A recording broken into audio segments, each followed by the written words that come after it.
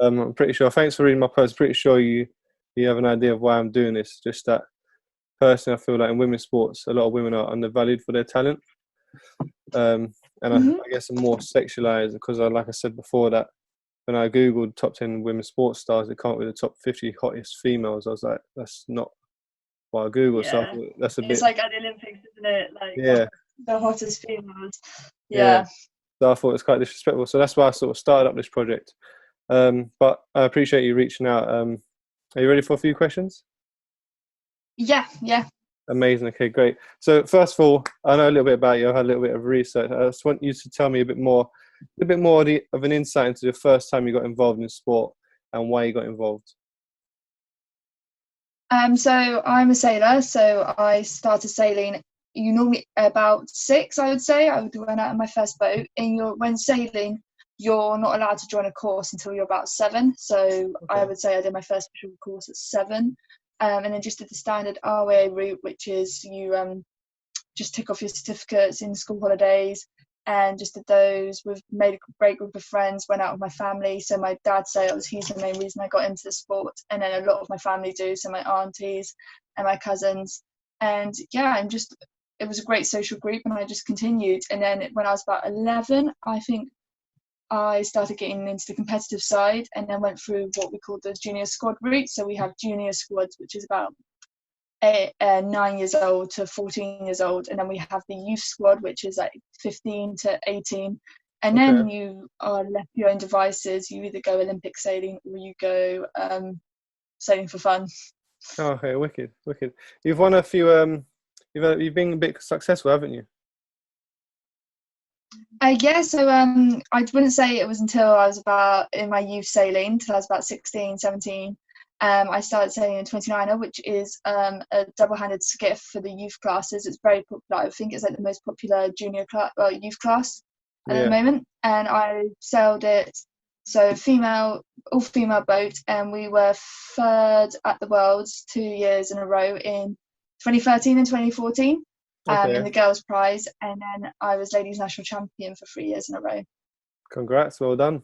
Thank you. So who was your sporting inspiration as a child? So I'd say it would have to be my dad. He was the reason that got me into sport, and he tried to do the Olympic route, but he never really made it, because back then you obviously didn't have lottery funding, which I think made a massive change to sport. Yeah. So he had to work alongside, and you just could never really make it if you weren't able to afford it or get a good ride. So he put it all in, but he got some amazing results in the end. Like he's world champion, he's European champion, he's national Wow. champion. So we have, like I said, by the end of my sailing career, I want to try and get as many titles as you do, plus a Yeah, medal, I can see it's Olympic medal. quite motivational then from his side as well. That's quite good. Yeah. Um, so Hmm. you've been a successful sailor so far, and you've got your eyes set on the Olympics in 2024, don't you? Um, Yes. how do you stay motivated for an event that's so far away? I think the best thing about sailing is, from your junior sailing to your this Olympic level, is it's all pretty similar in terms of the setup. Apart from now we have the Olympics, so every year we'll have our Worlds, our Europeans, and we'll have other international events. So I think that's what keeps you ticking over.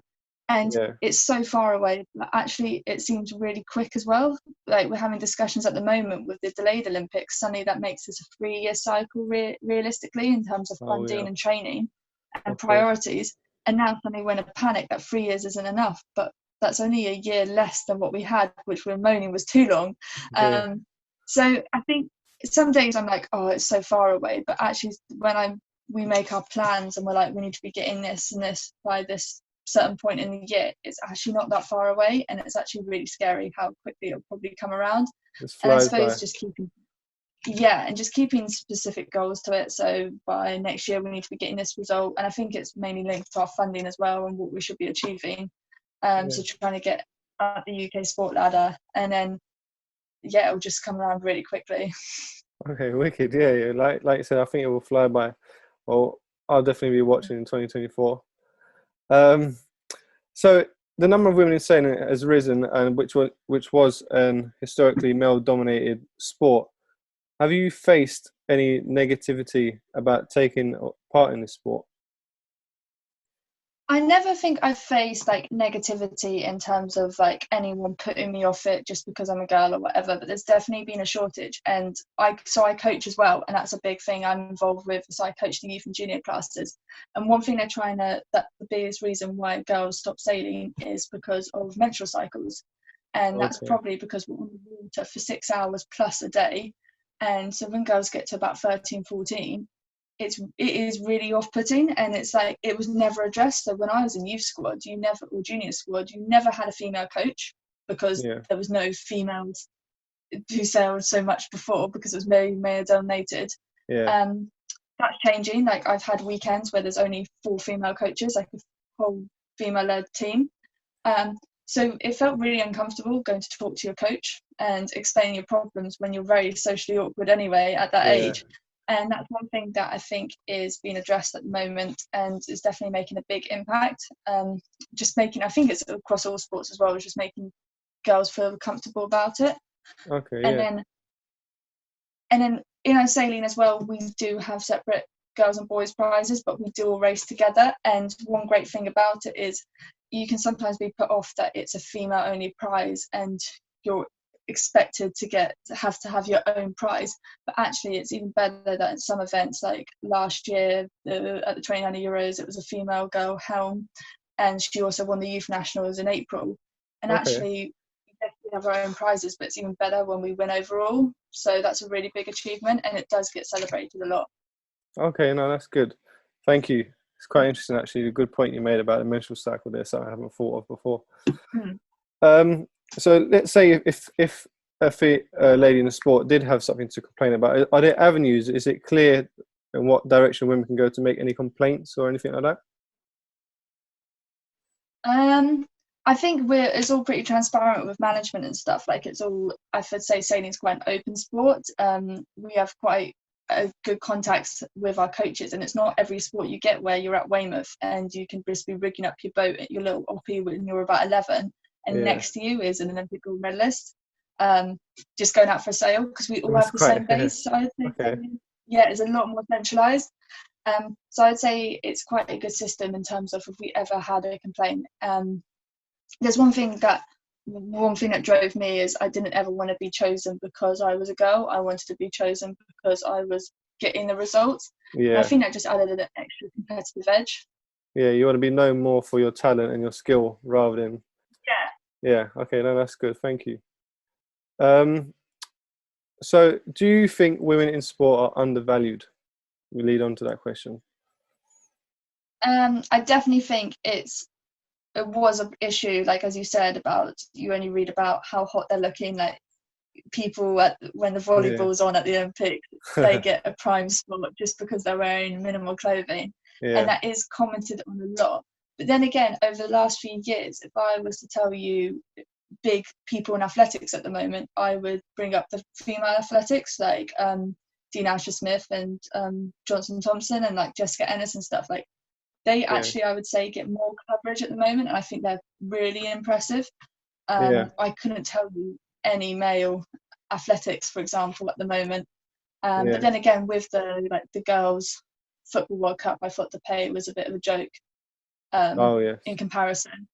yeah. But one thing that's great in sailing, which I think, is that we are moving to equal number of female 50-50 ratio, sorry, of female and male in the Olympics. So in the 2024 games, we will have an even amount, and we are Okay, all paid the same. Like there's no difference in whether you're a woman or a male. Like it literally is on your results. okay, that's good. I guess that gives like you some sort of confidence that again, like your skill and talent is valued. Mm. Yeah. I think Okay. it's just it's a bit of a shame though. Like it took until 2020 for then, or 2024, for there to be an even split. It's just something you Agreed. didn't think would actually be an issue. You can be quite naive to it. Yeah, agreed. Okay, last question, Alice. Thank you so far. As you work hard towards the Olympics in 2024, what advice would you give to young girls who want to pursue a career in sport? I would say just enjoy every moment you can and take every opportunity, because they're always trying to get girls into sport. That's actually a massive positive for you. Like there is signs that girls do drop out early of like the Olympic cycle, of youth squad, junior squad, for many other issues. They haven't really identified it massively, but that means that there's more coaching, more training available to you. And I would say just try and take advantage of that. But also just take every opportunity you can get and don't get put off by it. And if you are having a bad day on the water or a bad day at sport, just take a breather from it. It's not just you, it's probably, especially with a lot of school, a lot of stress, take a step back from it and find something that you enjoy, and then maybe come back to it in the future. There's no pressure to do it then and now. It won't stop you from being the best if you don't do every training session that week. Yeah, amazing. No, thank you. I'll definitely have my daughter. She'll be 4 by 2024, so I'll have her watching you. Don't you worry about that. Thank you. Right. I hope so. Fingers crossed. Yeah, no, same here. But no, thank you. I appreciate you winning to be interviewed as well. Okay. Thank you.